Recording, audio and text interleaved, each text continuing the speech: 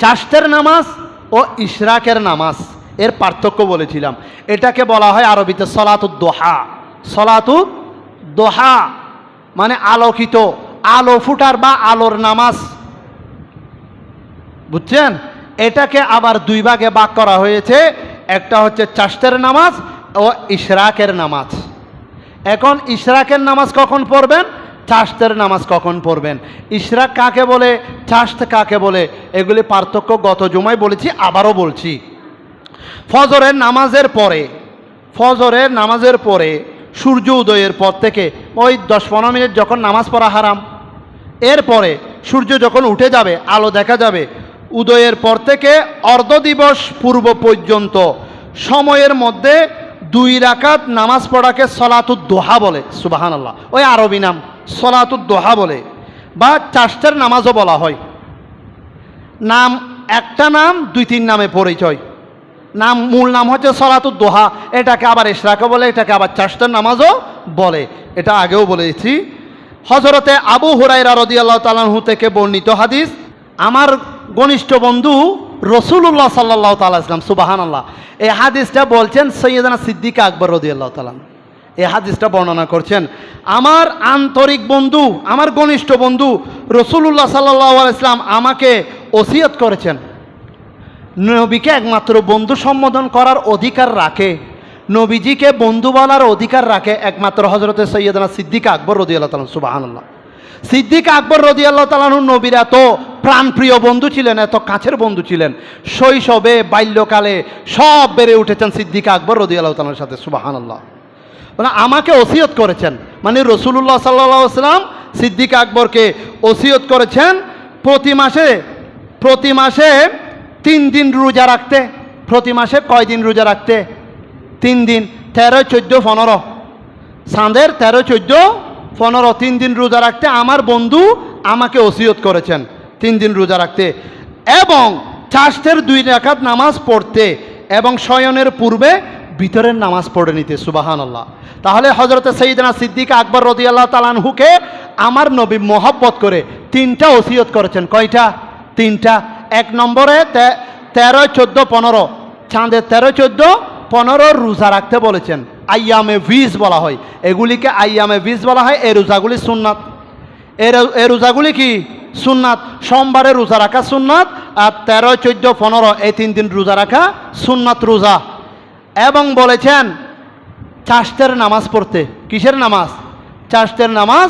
এবং রাতে ঘুমানোর পূর্বে ভিতরের নামাজ আদায় করতে বলেছেন। সুবহানাল্লাহ, এটা সিদ্দিক আকবর রাদিয়াল্লাহু তাআলা আনহুকে নবী ওসিয়ত করেছেন।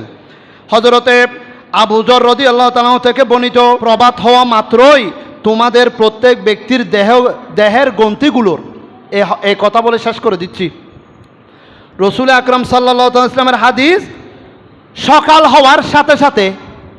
সকাল হওয়ার মাত্রই তোমাদের প্রত্যেক ব্যক্তির দেহের গ্রন্থিগুলোর মধ্যে, মানে দেহের গ্রন্থি মানে হাট, গিরাই জোড়াই দেহগুলির গ্রন্থির মধ্যে গিরাই জোড়াই যত গিরা আছে, প্রত্যেক গিরার জোড়ার একটা হক আছে, হকটা আদায় করা ওয়াজিব। সুবহানাল্লাহ, সকাল হওয়ার সাথে সাথে, ঘুম থেকে ওঠার সাথে সাথে আপনার গিরাই জোড়াই যত জোড়া আছে সব জোড়ার হক আদায় করা আপনার উপর ওয়াজিব। কোন জীব? ওয়াজিব। এখন কাজেই প্রত্যেক মুসলমান এই গিরা এগুলির হক আদায় করতে হলে তাকে সুবহানাল্লাহ বলে সদকা আদায় করতে হবে। সুবহানাল্লাহ, কি বলতে হবে?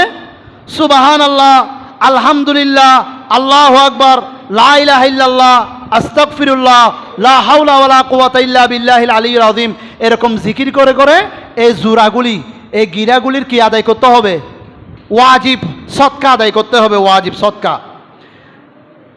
এটা বলার পর আর দুনিয়াতে যখন বিচরণ করবেন রিজিক তালাশের জন্য, সামনে মানুষের সাথে সাক্ষাৎ হলে ভালো একটা পরামর্শ দিবেন, একটা সৎ কাজের আদেশ দিবেন, ভালো কথা বলবেন, মন্দ কথা বলবেন না। সকালে যখন রিজিক তালাশের জন্য ঘর থেকে বের হবেন, যাকে দেখবেন আসসালামু আলাইকুম ওয়া রাহমাতুল্লাহি ওয়া বারাকাতুহু বলে ভালো পরামর্শ দিবেন, সৎ উপদেশ দিবেন। এটাও আপনাকে সদকা, ওই সদকা ওয়াজিব হয়, সে ফজিলত আদায়ের জন্য আল্লাহ আপনাকে কবুল করে নেবেন। সুবহানাল্লাহ। তারপরে কাউকে খারাপ কাজ করতে দেখলে, অসৎ কাজ করতে দেখলে, মন্দ কাজ করতে দেখলে, এটা থেকেও যদি আপনি ফজরের নামাজের পর, সকাল হওয়ার পর বাধা দেন, তাহলে ওই ওয়াজিব সদকা আদায় হয়ে যাবে। সুবহানাল্লাহ। এরপরে বলা হচ্ছে, এগুলি যদি আপনি করতে না পারেন, কাউকে সৎ কাজের আদেশ, মন্দ কাজের নিষেধও করতে পারলেন না, সুবহানাল্লাহ, আলহামদুলিল্লাহ, আল্লাহু আকবার, লা ইলাহা ইল্লাল্লাহ জিকির করতে পারলেন না, তখন রসুল আকরাম সাল্লাল্লাহু আলাইহি ওয়াসাল্লাম বলে দিচ্ছেন, তাহলে সে বিকল্প হিসেবে ফজরের নামাজের সূর্য উদিত হবার পর 2 রাকাত চাশতের নামাজ পড়বে। কয় রাকাত? 2 রাকাত চাশতের নামাজ আদায় করবে। তার শরীরের মধ্যে 360টি জোড়া রয়েছে। খেয়াল করুন ভাইয়েরা, আমার প্রিয় হাজিরিন, খেয়াল করুন, এরকম একটা একটা জোড়ার মধ্যে কয়টা জোড়া রয়েছে? বড় করে বলুন। 360টি জোড়া রয়েছে। 360টি জোড়ার প্রত্যেকটা জোড়ার মধ্যে এক একটা জিকির আদায় করা ওয়াজিব। এক একটা জিকির আদায় করা ওয়াজিব। আপনি যখন ফজরের নামাজের পর সূর্য উদিত হবার পরে চাশতের 2 রাকাত নামাজ আদায় করবেন, আপনার 360টি জোড়ার ওয়াজিব সদকা আদায় হয়ে যাবে। সুবহানাল্লাহ। এই 2 রাকাত নামাজের মাধ্যমে আপনার 360টি জোড়ার গিরার, তার এগুলি সদকা আদায় হয়ে যাবে। আল্লাহু আকবার। এরপরে মানুষের শরীরে 360টি জোড়া রয়েছে, এগুলির প্রতিটির উপরে আপনার ওয়াজিব সদকা রয়েছে। আপনার সদকা আদায় করা ওয়াজিব আপনার উপরে। হাদিসে বর্ণিত জিকির ও ভালো কাজসমূহের দ্বারা এই সদকা আদায় হয়ে যায়। যদি কেউ এই জিকির ও ভালো কাজ সমূহ করতে অক্ষম হয়, তবে সেই 2 রাকাত চাশতের নামাজ আদায় করলে তার এই সমস্ত সদকাগুলি, ওয়াজিব সদকাগুলি আদায় হয়ে যাবে। সুবহানাল্লাহ।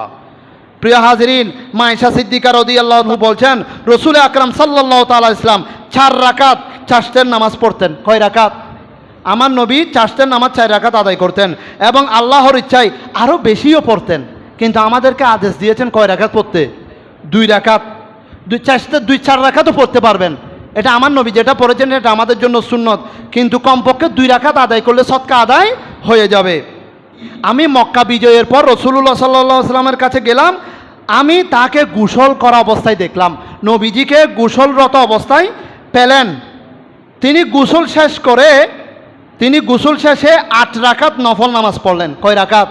8 রাকাত নফল নামাজ পড়লেন। এটা ছিল চাশতের নামাজ। তাহলে কিছুক্ষণ আগে বললেন 4 রাকাত। আবার আমার নবীর আরেকজন আম্মাজান সাহাবী বলছেন 8 রাকাত। তাহলে বাড়তেছে, তার মানে এর চাইতে বেশিও পড়েছেন। হ্যাঁ, সূর্য উদয়ের পর উনন এ মাসালা হয়ে শেষ, মানে নামাজ শেষ করছেন ফজরের নামাজ শেষ হয়েছে 15-20 মিনিট পরে সূর্য উঠে গেছে। তখন যে নামাজ পড়ে 2 রাকাত নামাজ, এটাকে বলে সলাতুল ইশরাক। সলাতুল ইশরাক। আর ওই নামাজের পরে 2 রাকাত সলাতুল ইশরাক পরে আপনি ঘুমাই গেছেন, 8টা 9টা 10টার দিকে উঠলেন, তখন যে নামাজটা পড়ে এটার নাম হচ্ছে চাশতের নামাজ। পার্থক্য বুঝেছেন? প্রথমে ফজরের নামাজের 20 মিনিট পর সূর্য উদিত হওয়ার পর যে নামাজ পড়ে এটা হচ্ছে সলাতুল ইশরাক।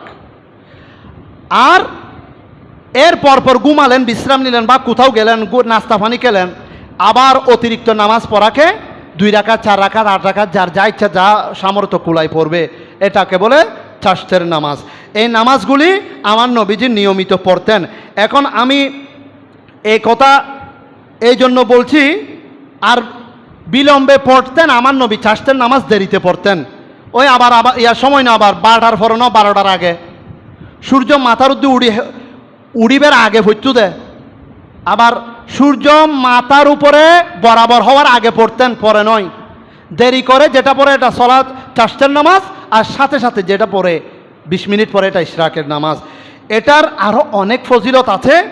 আপনারা যারা ব্যবসায়ী, চাকরির জন্য যান, পড়ালেখায় যান, হয়তো আর ব্যবসা বাণিজ্যত বরকত নোয়ার, দোয়ানত বেচা কিনে নোয়ার, আগত তুমি বেচা কিনে হমি গিয়ে আর ব্যবসাত বরকত নোয়ার, সরি নোয়ার, কিছু নোয়ার। আপনারা ঘর থেকে বের হওয়ার সময় ইশরাকের নামাজ, সলাত চাশতের নামাজ পড়ে বের হবেন, আল্লাহ আপনাকে একটা রিজিকের ব্যবস্থা করে দিবেন। সুবহানাল্লাহ। একটা সুন্দর হালাল রিজিকের ব্যবস্থা করে দিবেন। আমরা তো আমল করি না, শুধু আল্লাহর দিনে মুখ একটা দিছে, শুধু না শুকর বান্দা, আর বরকত নোয়া নাই, কিচ্ছু না ভাই, শুধু এগুলি তো নিয়ম দিছে তো আল্লাহ বরকত পাওয়ার জন্য। চাষতের নামাজ পড়ার অভ্যাস করবেন। বাকি বাকি আরও অনেক নামাজের কথা এখানে আছে, আমি শুধু নিয়তটা বলে দিচ্ছি, নিয়তটা বলে শেষ। প্রথম সলাতুল ইশরাকের নামাজ, নাওয়াইতু আন উসাল্লি লিল্লাহি তাআলা রাকাতাই সলাতিল ইশরাক। সলাতিল ইশরাক সুন্নত রসুলিল্লাহি তাআলা মুতাওয়াজ্জিহান ইলা জিহাতিল কাবাতি শরীফাতে আল্লাহু আকবার। আর কেউ যদি ওই চাষতের নামাজ পড়ে, এখানে নাওয়াইতু আন উসাল্লি লিল্লাহি তাআলা রাকাতাই সলাতিদ দোহা বলবেন। ইশরাকের নামাজে সলাতিল ইশরাক বলতে পারবেন। চাষতের নামাজ যখন পড়বেন তখন সলাতিদ দোহা বলবেন। কি বলবেন? সলাতিদ দোহা। নাওয়াইতু আন উসাল্লি লিল্লাহি তাআলা রাকাতাই সলাতিদ দোহা কি বলবেন? সূরা দোহা আছে না, দোহা ওয়াদ দোহা ওয়াল লাইলি ইযা সাজা, এই সূরাতু সলাতিদ দোহা সুন্নত রাসূলিল্লাহি তাআলা মুতাওয়াজ্জিহান ইলা জিহাতিল কাবাতি শরীফাতে আল্লাহু আকবার। আবার সলাতিল চাষত বলিয়েন না, সলাতিদ দোহা বলবেন। সুন্নত রাসূলিল্লাহি তাআলা মুতাওয়াজ্জিহান ইলা জিহাতিল কাবাতি শরীফাতে আল্লাহু আকবার। আর যদি নিয়ত মনে না থাকে কোনো অসুবিধা নাই, শুধু মনে মনে নিয়ত করে আল্লাহু আকবার, তাকবীরে তাহরিমা না বললে নামাজ হবে না। আল্লাহু আকবার করে নিয়ত বেঁধে পড়ে ফেলবেন, কারণ নিয়তটা মনের ব্যাপার, মনের ভিতরে আছে।